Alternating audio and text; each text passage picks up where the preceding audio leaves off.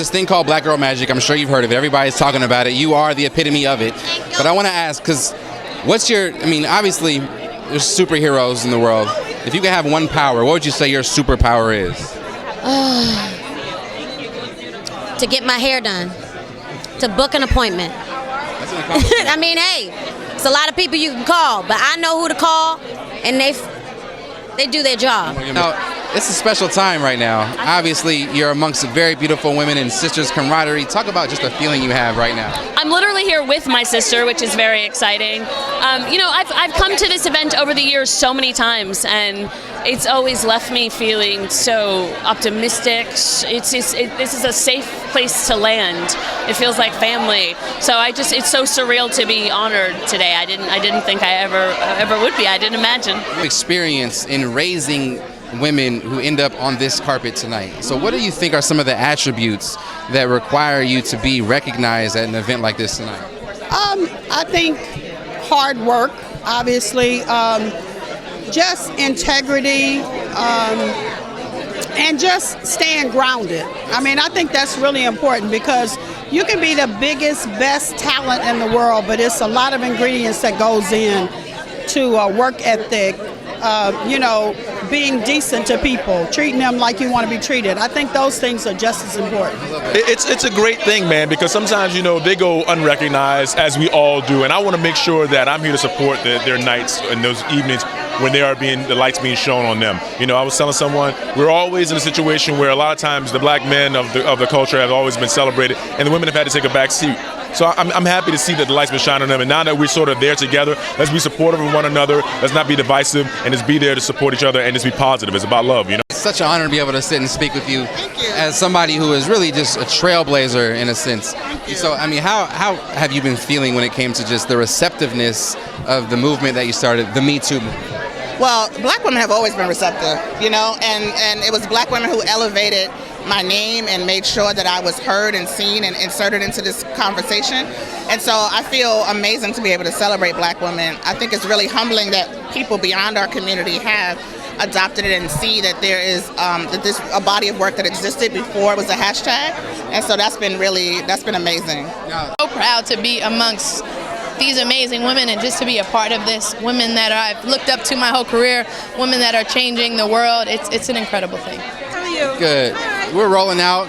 We talk to you every year, but we want to know what is special to you to keep coming back, because you've been to many events where you didn't come back again. What about this one makes you want to come back?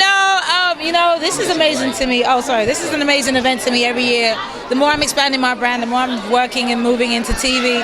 It's inspiring for me to see women doing it and paving the way, but opening the way. I learn a lot at these events, so it's great. You said the more you move into TV, and we love your music. It's still there. I'm not stopping music, but I'm opening up. I've discovered new skills and more things I enjoy doing. I direct damn near all my own videos with the director, so the more I'm getting into that, the more I want to learn and experience and see how I can move into that type of thing.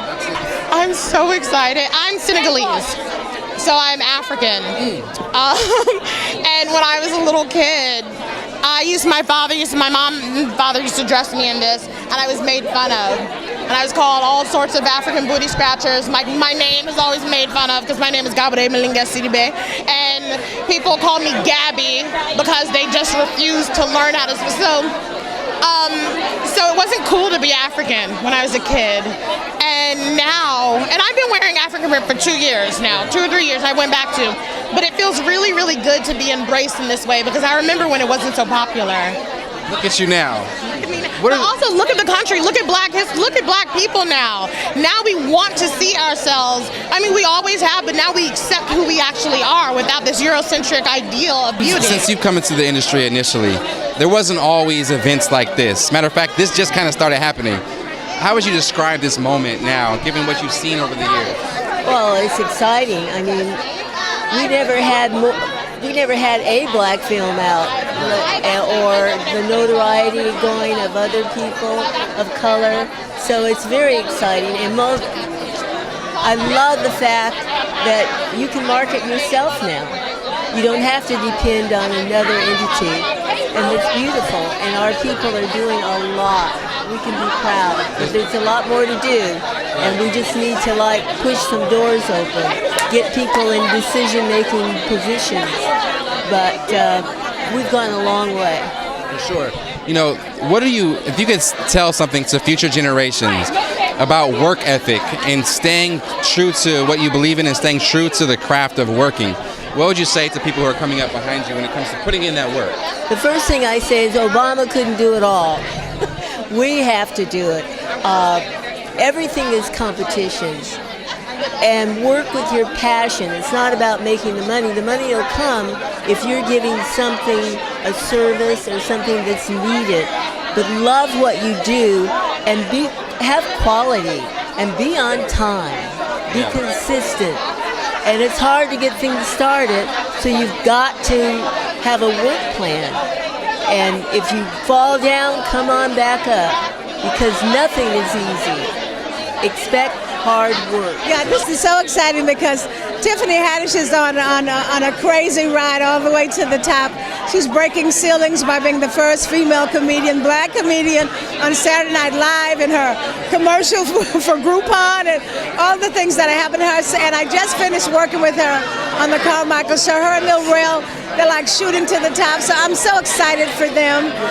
She's being honored today with all of the girls from Girls Trip. I was honored years ago. There's nothing quite like it. Right. People get to know a bit about you and fall in love with you for the right reasons. So it's a great night. It's a great day. A lot of places you could be, but you make sure you're always here. What about this one is special to you? I mean, black women are the backbone, you know what I mean? I was raised very well by a black woman who is the reason why I'm here and not, sitting on a couch somewhere wondering what happened.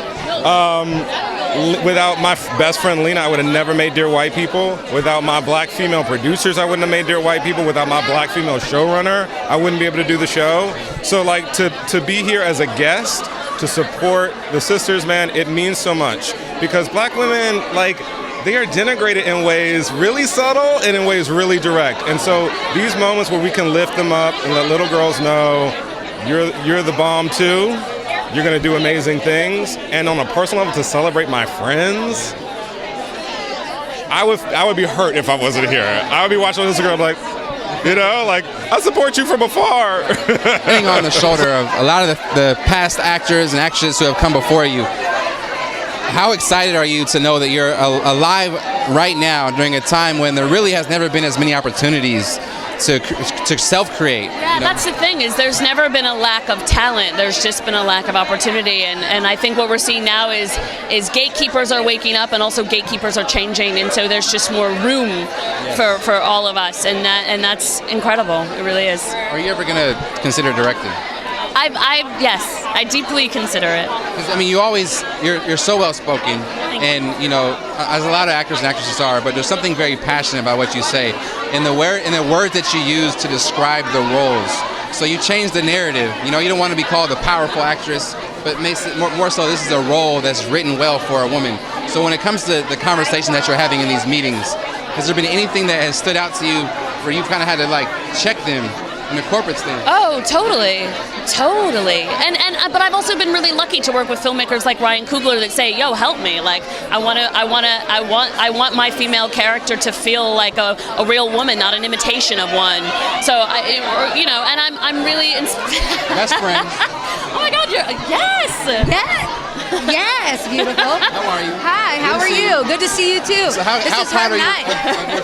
Or not night, it's like a lunch. I'm so proud of her. I'm so honored to be here to support her and all the women. This is the tribe. This is a moment for all of us. Go enjoy yourself. Thank you for stopping by. Thank you. Good to see you again. You too, Janelle. And for sure, time to wrap up. You got to go inside. But we just want to say thank you so much for talking to us. We look forward to more of your work.